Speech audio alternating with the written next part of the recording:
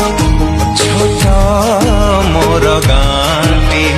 भूगोल पोथी पतरे पछे भूगोल पोथी पतरे पछे न थाउ तार नाटी छोट मोर गाँटी छोट मोर गाँटी।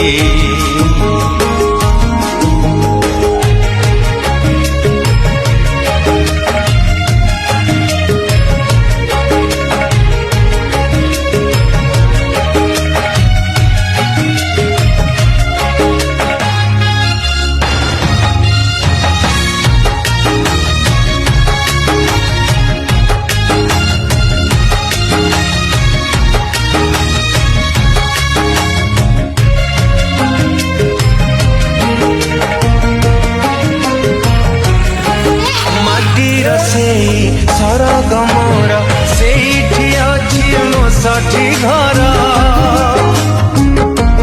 हो माटीर से